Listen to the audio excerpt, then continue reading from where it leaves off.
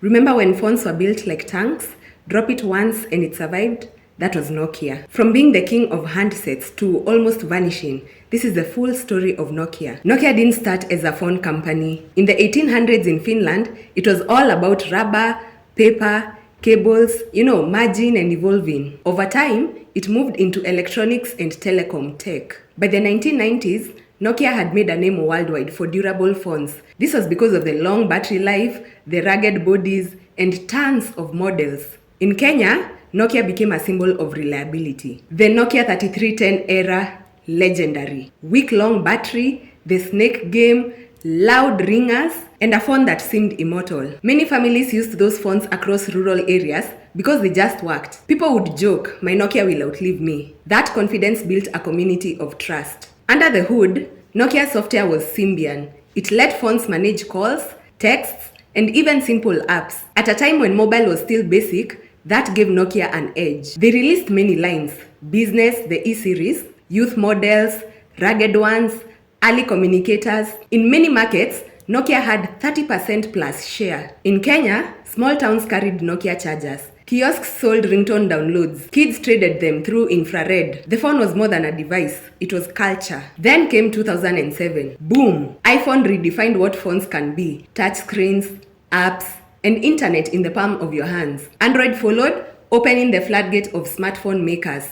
Samsung, HTC, Motorola, they all surged. Nokia's model, the hardware plus incremental software, it couldn't match the speed of app ecosystems. It's like being an artisan shoemaker when sneaker factories pop up overnight. Nokia tried Migo, which is a Linux-based OS, but it didn't gain mass traction. Then, in 2011, Nokia partnered with Microsoft to adopt Windows Phone for its smartphones. That move was bold but late. Windows Marketplace was sparse. Developers ignored it, and users had fewer apps. Nokia effectively bet on a platform that couldn't compete against iOS and Android. In 2013, Microsoft announced it would buy Nokia's Devices and Services division, paying 3.79 billion euros for the devices side, plus 1.65 billion euros for the licenses. By April 25, 2014, the deal closed. Nokia's phone business became part of Microsoft. Microsoft tried to push Lumia, rebrand, unify hardware plus software, but the sales kept falling. By 2015, Microsoft wrote down $7.6 billion on the Nokia deal and laid off thousands. In 2016, Microsoft sold off Nokia's feature phone business to HMD Global and FIH Mobile for $350 million, giving them rights to use the Nokia brand. After selling off the device business, Nokia Corporation focused on networks, infrastructure, telecom equipment, building the backbone behind your mobile networks. Meanwhile, HMD Global, formed by ex-Nokia executives,